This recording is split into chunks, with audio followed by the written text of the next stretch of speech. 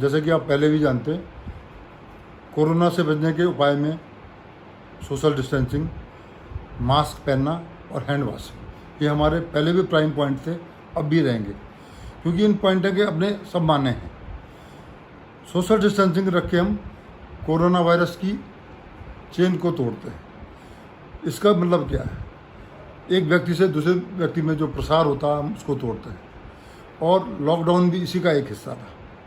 इसलिए मैं आपसे अनुरोध करूंगा कि ज़्यादा भीड़ वाली जगहों पर न जाएं, ज़्यादा जगह भीड़ ना उठाएं, बाज़ारों में भीड़ न करें, भीड़ भाड़ वाली जगहों पर नहीं बैठें, और इस तरह से कोरोना वायरस की इस लहर के थामने में हमारा सहयोग करें।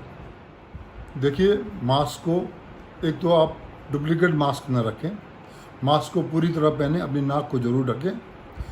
मुंह और नाक ढकना बहुत ही अनिवार्य है।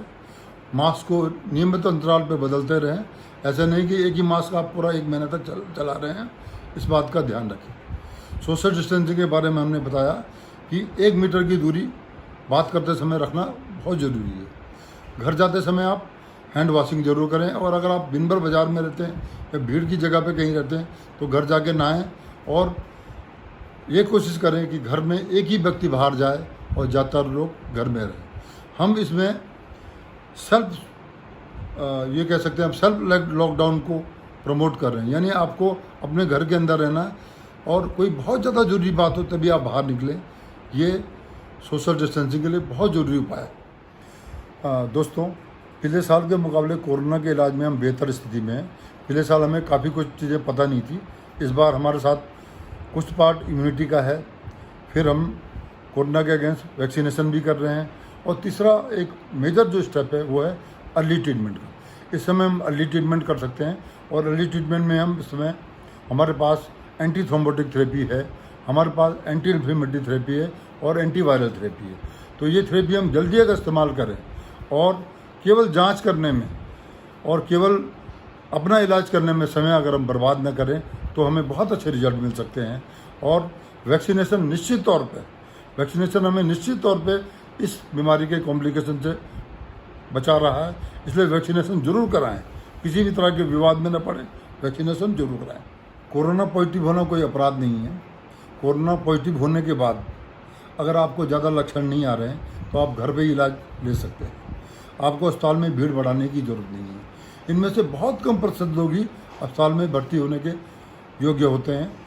अगर किसी में बहुत रैपिडली ऑक्सीजन कंसंट्रेशन डाउन हो रहा हो, या बहुत ज़्यादा लक्षण हो रहे हैं, सीवियर डिहाइड्रेशन के लक्षण आ रहे हैं, तभी आप अस्पताल में जाएं और खाली भीड़ न बढ़ाएं। आप घर पर ही इलाज लेके भी कोरोना को ठीक कर सकते हैं। दोस्तों, मैं आपसे अपील करता हूं कि आप कतई भय न फैलाएं, कतई तनाव में न रहें, और अपनी मर्जी की जांच न कराएं, अपनी मर्जी का इलाज न कराएं, जिसमें समय बहुत सारा नष्ट हो रहा और मरीज बहुत देर में अस्पताल पहुंचता है। हमें 5वें दिन से लेकर 12वें दिन के अंदर में एक्टिव ट्रीटमेंट शुरू कर देना चाहिए, क्योंकि यही इस बीमारी का एक्टिव पीरियड होता है जब हम इसे संभाल सकते हैं। बहुत देर होने पे आईसीयू की नौबत आ सकती है। हाँ भाइयों, मैं आपसे अनुरोध करता हूँ कि एक तो तनाव में न रहें, हमेशा ये न रखें कि मुझे क्या होगा।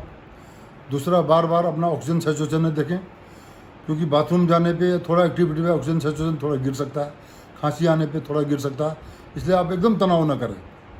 और दूसरा, मैं आपसे अनुरोध करूँगा कि जगह जगह ऑक्सीजन सिलेंडर या रेमडेसिविर इंजेक्शन, जो कि रामबाण नहीं है, उसके आप ढूंढ में ना रहें, उसका जमाखोरी ना करें, और उससे कोई आपको अतिरिक्त लाभ नहीं होने वाला, क्योंकि ऑक्सीजन जो थेरेपी है वो डॉक्टर ही आपको अच्छे ढंग से दे सकता, आप खुद उसको अच्छे ढंग से नहीं कर सकते। ये आपको ध्यान रखना होगा।